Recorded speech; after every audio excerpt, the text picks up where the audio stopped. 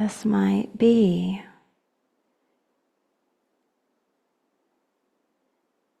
your main investment in practice every week.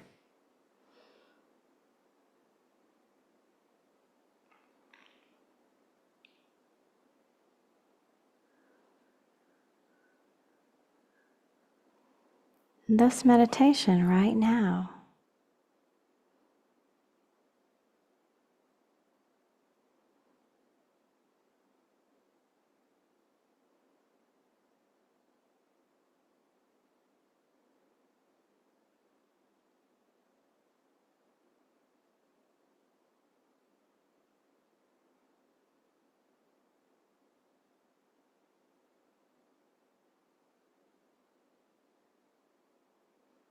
it might be the longest meditation you do this week or today.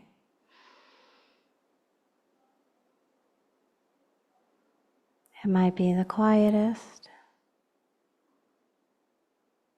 It might be the noisiest.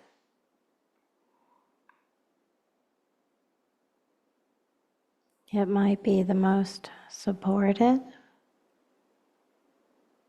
meditation you'll have all week.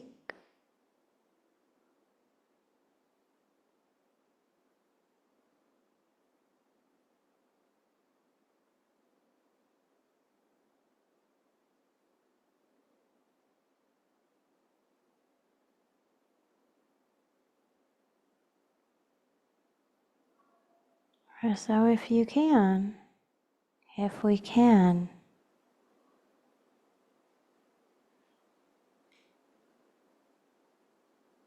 let's really put our hearts into it.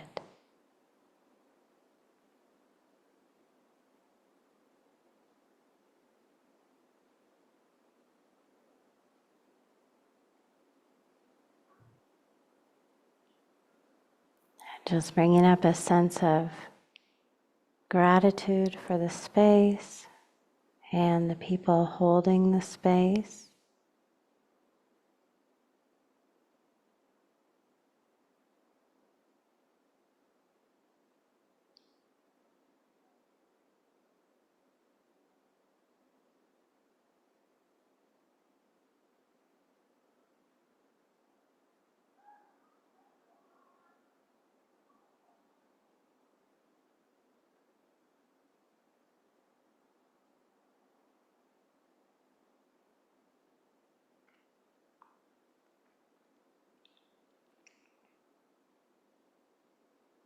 And not forgetting even for a moment that we, each one of us, are those people.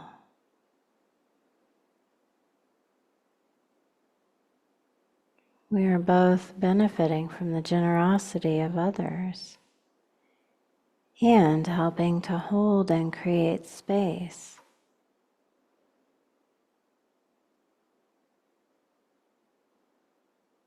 for others.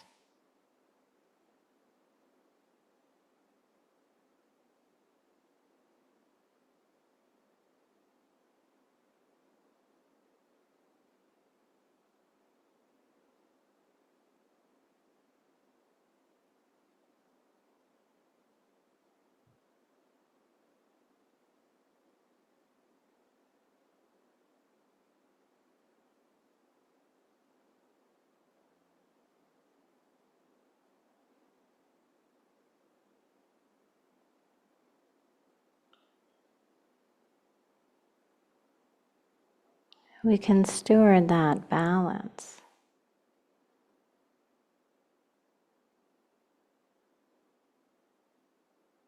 between recognizing all the gifts that we're benefiting from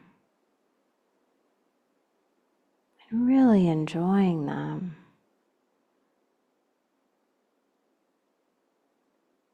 putting them into practice.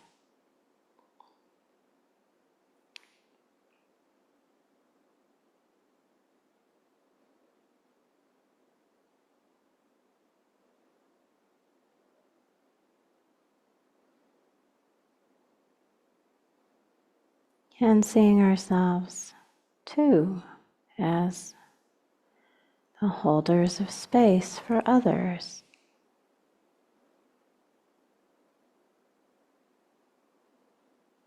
Even if it's just in the way that we carry ourselves in a quiet room.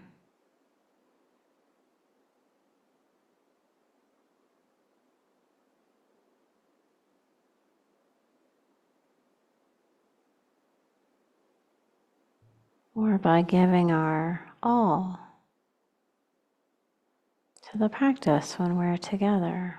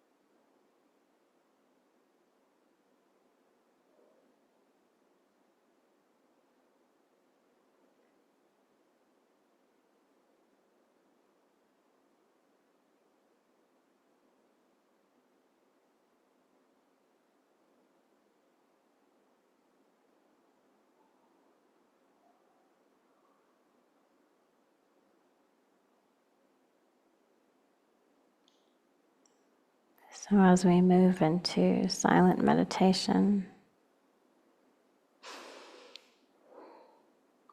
just bringing that balance of energy and relaxation to the body, and the same balance of energy and relaxation to the mind.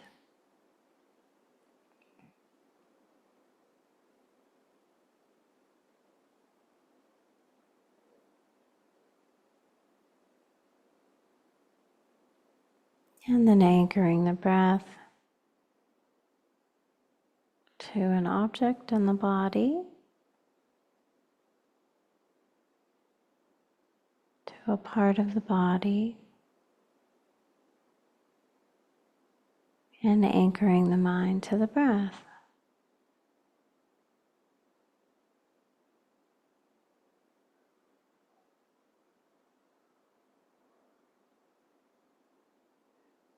Coming back again and again to the anchors, to the body, to the breath,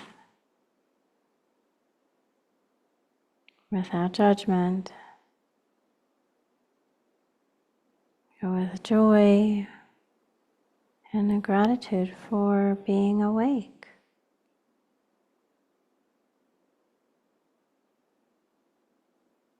engaged.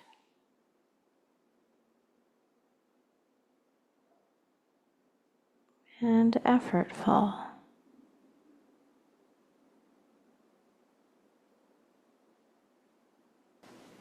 Be careful about observing our precepts. Virtue is the sense of shame. Wise shame. When what we have doubts about, we should not do or say. This is virtue. Purity is being beyond all doubts. There are two levels of practice. The first level forms the foundation which is the development of virtue, the precepts, in order to bring happiness and harmony among people. The second level is the practice of Dhamma, with the sole goal of liberating the heart. This liberation is the source of wisdom and compassion, and is the true reason for the Buddha's teaching. Understanding these two levels is the basis for true practice. Virtue and morality are the mother and father of the Dhamma growing within us. They provide it with the proper nourishment and guidance. Right effort and virtue are not a question of what you do outwardly, but of constant inner awareness and restraint. Thus, charity, if given with good intention, can bring happiness to oneself and to others. But virtue must be the root of this charity for it to be pure.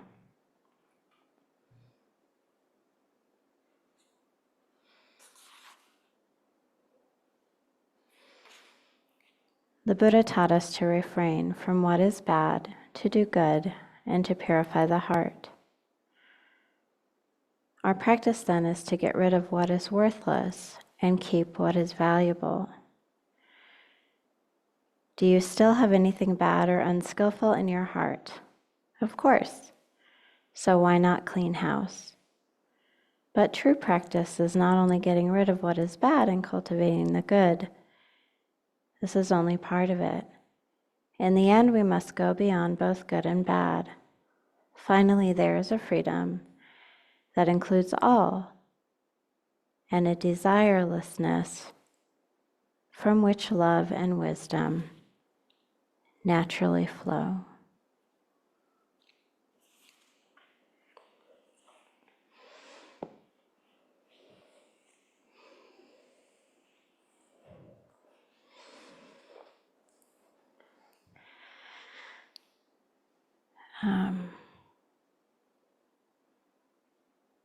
I read a really long article in Time magazine this morning about the jhanas. I know. Don't read.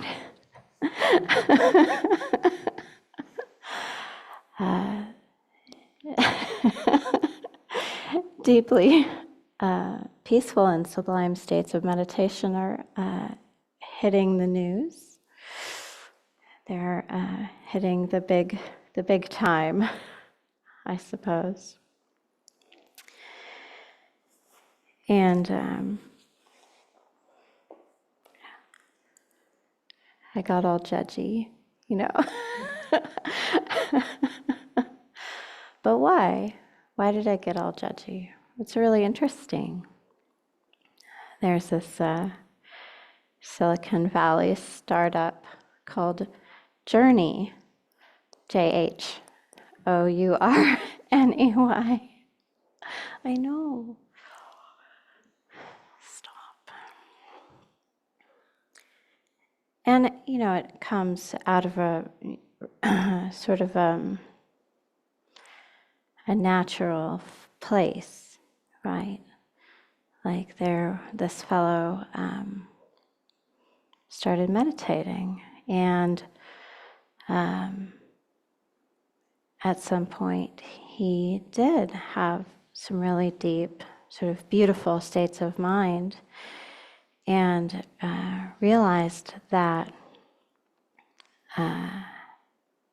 happiness, you know, this feeling of happiness, this feeling of bliss,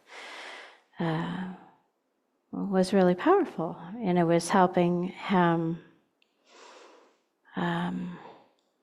shift his baseline of happiness. He also says that he was really happy to begin with, so that's not my baseline of happiness, so we might be coming from different places. But then he also realized that it was, you know, what he was doing to sort of feel these deep states of bliss was probably valuable to other people and replicable. So he got some other venture capitalists together and made a company, created a company. And I can't remember how long they've been in business, but they started with this idea of using sort of tech, like it was going to be an app with instruction and available to a lot of people who had the 40 to 1,000 hours to put in to creating these states of bliss. And then they realized, by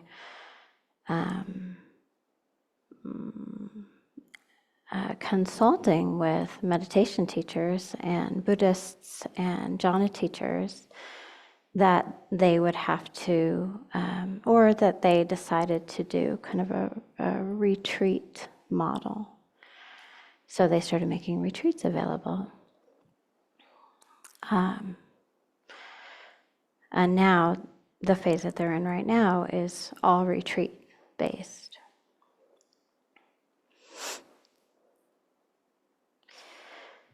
And it really got me thinking about what we do here. This place has been around for a while, 25 years almost. And one thing that we really don't offer here is long, intense meditation retreats. That's not what we do. We don't have the facility for it. We don't have the staff. It costs money, to make big, quiet rooms available for days and weeks and months on end. This is an urban refuge. It's a place in the city where people can come and be together, practice meditation, create community, learn meditation, the basics of meditation, practice it at home, and then, we provide some resources or point people toward places they can go for deeper practice and meditation. And I think we could do a little bit of all of that better or more efficiently. Maybe offer some retreats, I don't know, in the future. But essentially, this is not that. So on one hand, that there are retreats available, teachers available to hold space for others to practice deeply in meditation is really important, actually. It's an important complement to what we do here, which is not that. And a lot of people end up coming here because of having gone to a retreat at a Goenka place, the place up on Alaska. It's wonderful, that's available. It's free. It's 10 days of meditation. I've never been there, but I'm glad it exists. Cloud Mountain. In our tradition, we have the monasteries, California and Canada, New Hampshire, around the world. But even the monasteries, aren't holding jhana retreats for lay people. They're monasteries. It's where people live and practice the holy life. Also, a lot of sawing and building and cutting and working and eating and daily life stuff for contemplatives. So, in my heart,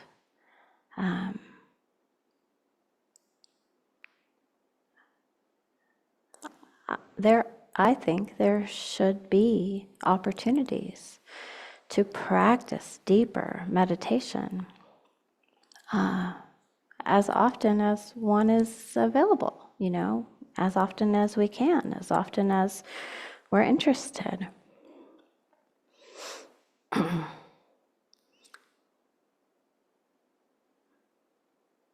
And I think it's really important to keep the big picture in mind. Not just in mind. At the forefront of everything that we do in developing this practice. What is the big picture? Well, everybody in here might have a different answer to that question, but I'll give you my elevator speech on the big picture. It's very short.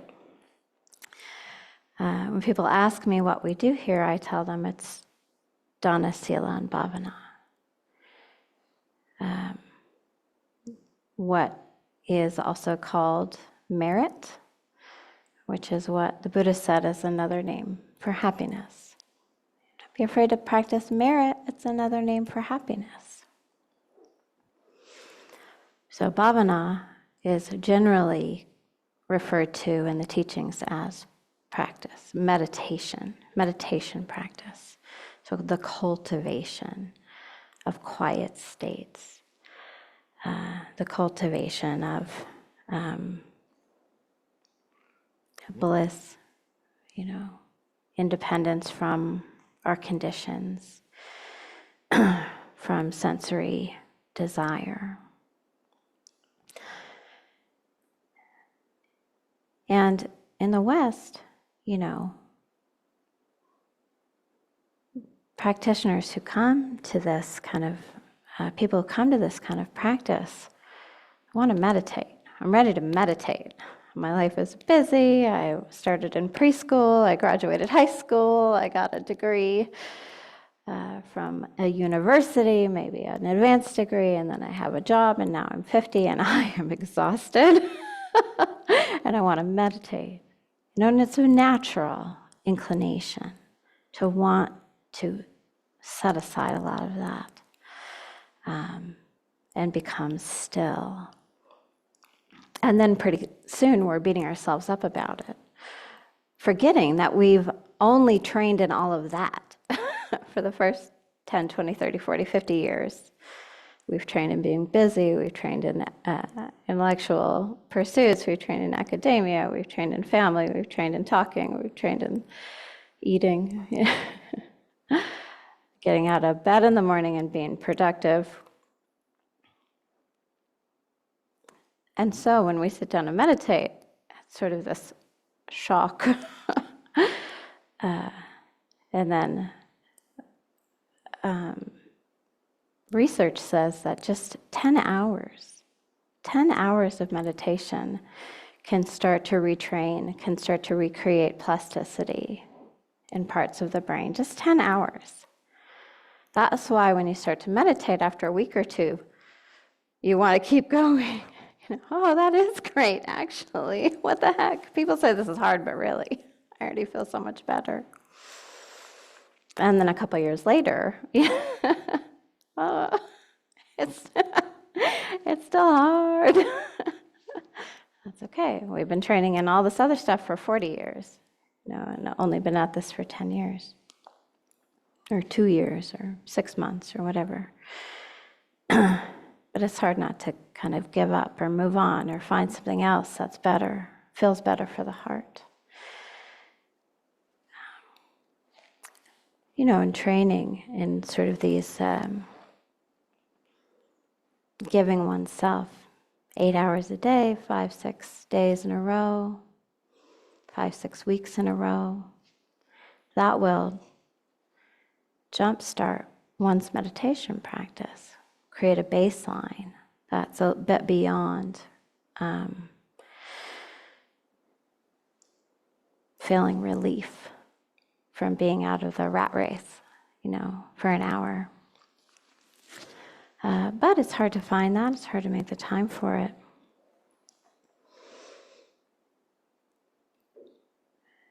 And the rest of merit, the rest of the three-legged stool of merit, I think, is the gas in the tank.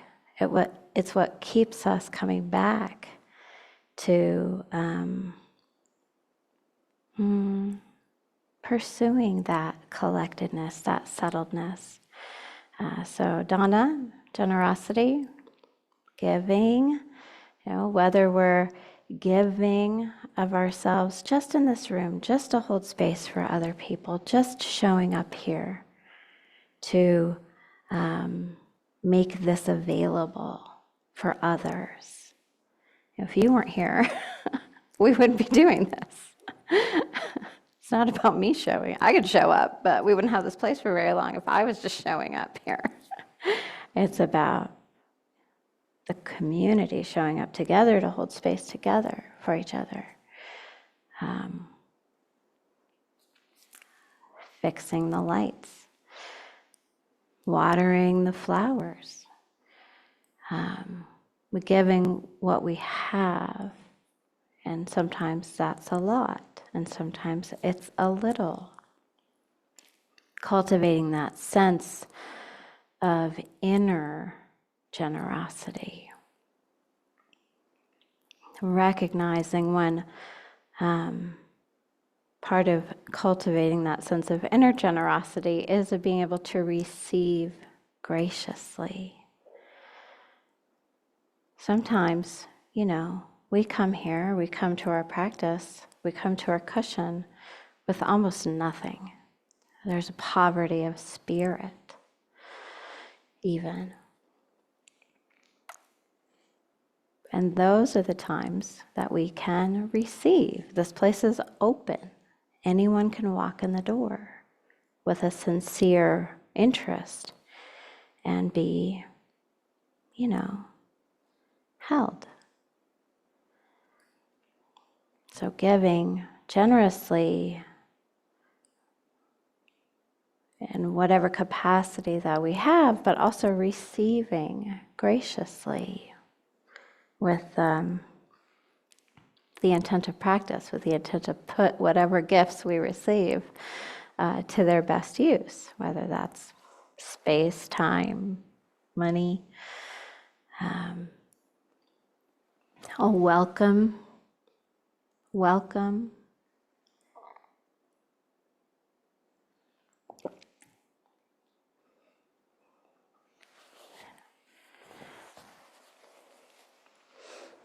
If we receive a welcome at the door, we can put that into practice. We can put that into good use.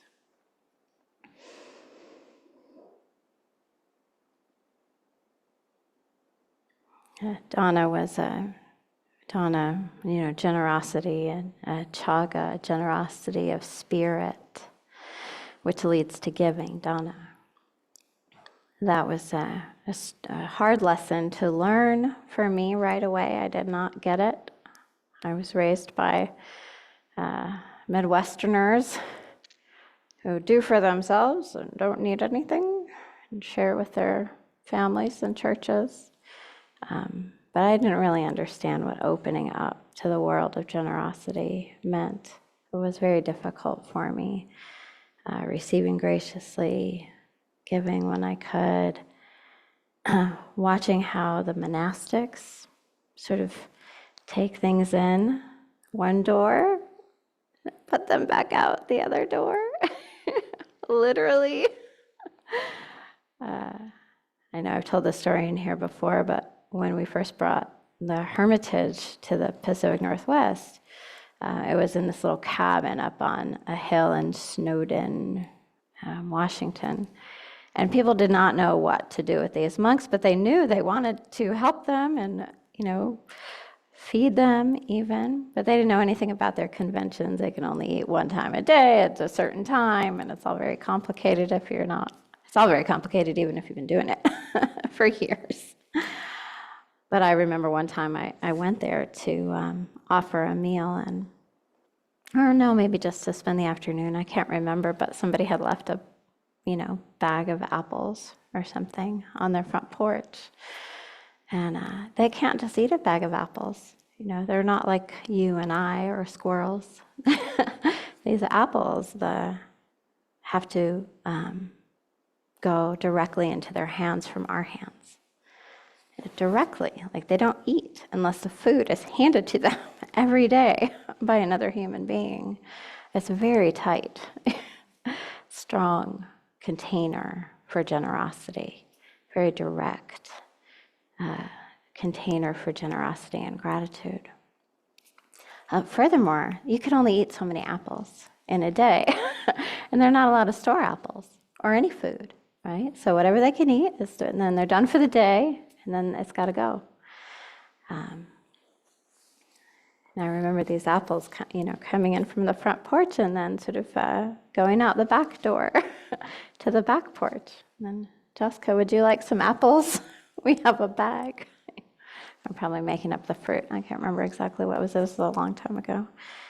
And so there was nothing about it that was not gracious receiving, They received it exactly as they could, which is with love in the heart and the inability to eat them. And so finding a way then to offer them generously to the next person, which was me. So watching these kinds of things happen over and over, taking something in but not clinging to it, letting it go, seeing if it has a place in my life, in my day, in my meal, letting it go. Can I receive graciously and let go of what doesn't fit? And find a wonderful repository for it, if possible. And then just the third leg of this stool of merit, which I do bang on about a lot here, but is sila. We read about that a little bit this morning. Sila, virtue, morality, integrity, I think is a word that is a little bit easier to relate to. Integrity, holding ourselves with integrity. Here, all the teachers and a lot of the lay practitioners are living by the 5 precepts. So not killing, not stealing, not lying, not cheating on our relationships or mishandling relationships, not drinking, or using drugs. Am I missing one? Did I get them all? Something like that. I gotta make sure I know them all. And it's because virtue, sila, integrity, is the foundation for training the mind. So putting a container around our behavior trains the mind. It gives us a lot of information about what we bang up against. Oh man, there's all these blueberries, whole all these blueberry bushes on my walk. My walk. It's not my yard. They're up against the sidewalk and nobody's picking them for whatever reason. And I know this yard a little bit. I don't know the people there. I suspect they're trying to offer these blueberries, to the world, But generally, when I walk past any kind of fruit tree, I don't pick the fruit. It's just my training. I'll eat apples off the sidewalk or whatever, but I just don't pick the fruit. Just to keep a good container around the training. Slippery slope, Well, I had some of those blueberries, friends. A couple. And you know what? I'm still thinking about it, right? Not a big deal. They're probably trying to give these blueberries away. Why wouldn't they be picking them if they weren't trying to give them away? But as soon as I did it, ate a couple, kept walking, realized, yeah, actually, this isn't my training. My training is in restraint. So walking past the blueberries. They were delicious, but they weren't as delicious as restraint. And I know that because 24 hours later, I'm still kind of wondering, why? Why did I bother? Why did I cross my own boundary? I don't know. It seemed fine in the moment, or I could rationalize it, but certainly they want me to have these blueberries. Why aren't people eating them? But that's not, speculation isn't the practice. The practice is the practice. And in my case, restraint, taking the precept isn't actually to refrain from stealing, it's to refrain from taking that which is not given. Nobody offered these blueberries, okay? So for me, towing the line is the way. Not rationalizing, that's not the way. Or speculating. So anyway, I just want to wrap up by saying, bhavana, meditation, is a huge part of this practice. But it's not the only part. And taking opportunities to practice in a deeper way, to give ourselves that collectedness of heart, that collectedness of mind, that freedom from sensory impingement and desire, all really incredibly important parts of this practice. But Ajahn Chah would say, concentration without wisdom is problematic. Without wisdom, we concentrate our defilements too. So always balancing concentration, that collectedness of mind, bhavana, with the letting go of our defilements, of our unskillful behaviors. Picking up sila, picking up dana, picking up community, picking up holding space, picking up receiving. And balancing it all together with the practice of meditation. That's what creates a whole, skillful human.